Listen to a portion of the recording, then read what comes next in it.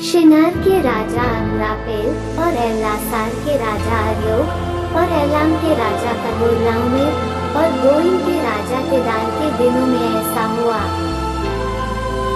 कि उन्होंने सदोम के राजा बेरा और अमोरा के राजा बिरशा और अदमा के राजा शिना और सबोइम के राजा शिनेबेर और बेला जो सोअ भी कहलाता है, इन राजाओं के विरुद्ध युद्ध किया। इन पांचों ने सिदीम नाम तराई में, जो खारे ताल के पास है, एका किया। 12 वर्ष तक तो ये कदोर्लाओमेर के अधीन रहे, पर 13वें वर्ष में उसके विरुद्ध उठे। 14वें वर्ष में कदोर्लाओमेर और उसके संगी राजा आए और अश्तरोत्कनम में रपाइयों को और हाम में जूजियों को और शबेकियातमेनियों को और सेर नाम पहाड़ में होरियों को मारते मारते उस अल्पारान तक जो जंगल के पास है पहुंच गए। वहां से वे लौटकर मिशपात को आए, जो कादेश भी कहलाता है, और अमालेकियों के सारे देश को और उन एमोरियों को भी जीत लिया, जो हससोन तामार में रहते थे। तब सदोम, अमोरा, अदमा, सबोइम और बेला, जो सोअ भी कहलाता है, इनके राजा निकले और सिदीम नाम तराई ने उनके साथ युद्ध के लिए पांति बांधी। अर्थात एलाम के राजा कदोर्लाओमेर, गोइम के राजा केदार, शिनार के राजा अमरापेल और एल्लासार के राजा अर्योग, इन चारों के विरुद्ध उन पांचों ने पांति बांधी। सिदीम नाम तराई में जहाँ लसार मिट्टी के गढ़े ही गढ़े थे, सदोम और अमोरा के राजा भागते भागते उनमें गिर पड़े और जो बचे वे पहाड़ पर भाग गए। तब वे सदोम और अमोरा के सारे धन और भोजन वस्तुओं को लूट लाट कर चले गए। और अब्राम का भतीजा लूत, जो सदोम में रहता था, उसको भी धन समेत वे लेकर चले गए।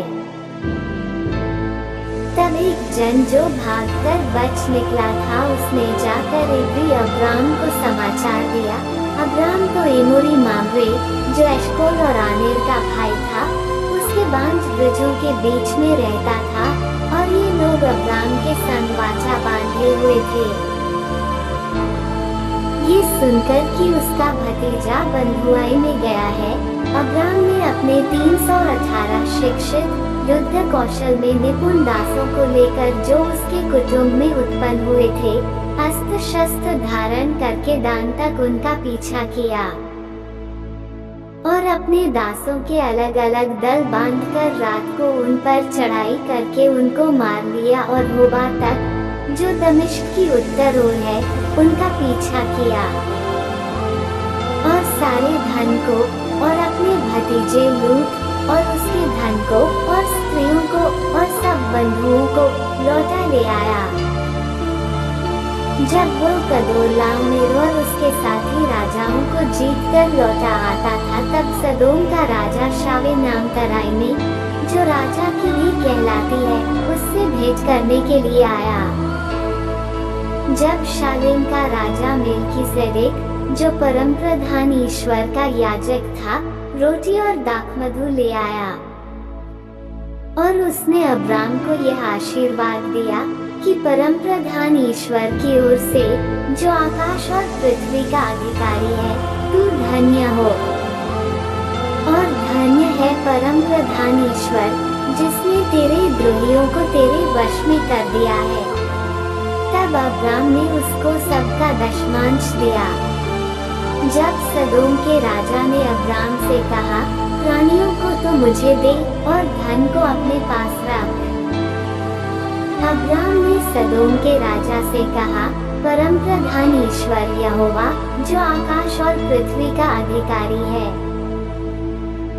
उसकी मैं ये शपथ खाता हूँ कि जो कुछ तेरा है, उसमें से न तो मैं एक सूत और न जूती का बंधन, न कोई और वस्तु लूंगा, कि तू ऐसा न कहने पाए कि अब्राम मेरे ही कारण धनी हुआ। पर जो कुछ इन जवानों ने खा लिया है और उनका भाग जो मेरे साथ गए थे, अर्थात आनेर, एशकोल और मामले में नहीं लौटाऊंगा, वे तो अपना अपना भाग रख ले। इन बातों के पश्चात यहोवा को यह वचन दर्शन में अब्राम के पास पहुंचा कि हे अब्राम, मत डर, तेरी ढाल और तेरा अत्यंत बड़ा फल मैं हूँ। अब्राम ने कहा, हे प्रभु यहोवा, मैं तो निर्वंश हूँ और मेरे घर का वारिस ये दमिश्की एलीएजेर होगा, सो तू मुझे क्या देगा? और अब्राम ने कहा, मुझे तो तूने वंश नहीं दिया, और क्या देखता हूँ कि मेरे घर में उत्पन्न हुआ एक जन मेरा वारिस होगा। तब यहोवा का ये वचन उसके पास पहुँचा कि तेरा वारिस न होगा, तेरा जो निज पुत्र होगा वही तेरा वारिस होगा। और उसने उसको बाहर ले जाके कहा, आकाश की ओर दृष्टि करके तारागण को गिन, क्या तू उनको गिन सकता है? फिर उसने उससे कहा, तेरा वंश ऐसा ही होगा। उसने यहोवा पर विश्वास किया और यहोवा ने इस बात को उसके लेखे में धर्म गिना। और उसने उससे कहा, मैं वही यहोवा हूँ जो तुझे कसदियों की ऊर नगर से बाहर ले आया कि तुझको इस देश का अधिकार दूं। उसने कहा, हे प्रभु यहोवा, मैं कैसे जानूं कि मैं इसका अधिकारी हूँगा? यहोवा ने उससे कहा, मेरे लिए 3 वर्ष की एक कलो और 3 वर्ष की एक बकरी और 3 वर्ष का एक मेढ़ा और एक पिंडुक और कबूतर का एक बच्चा ले।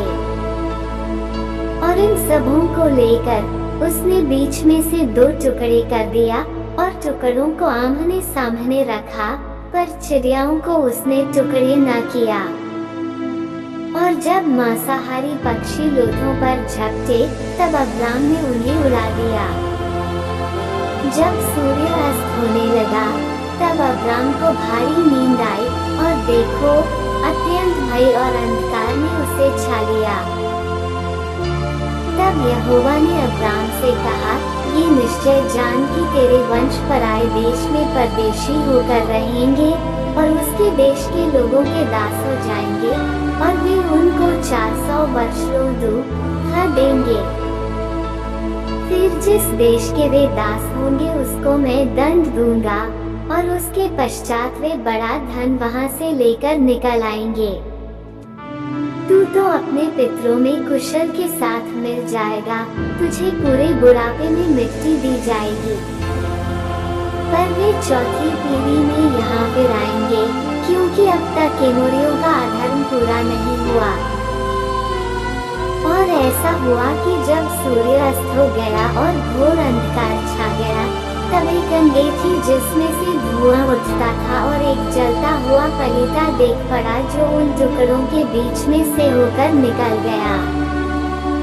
उसी दिन यहोवा ने अब्राम के साथ यह वाचा बांधी कि मिस्र के महान से लेकर परात नाम बड़े नद तक जितना देश है, अर्थात क्यानियों, कनिज्जियों, कदकोनियों, हित्तियों, परिज्जियों, रपाइयों, एमोरियों, कनानियों, गिर्गाशियों और यबूसियों का देश मैंने तेरे वंश को दिया है।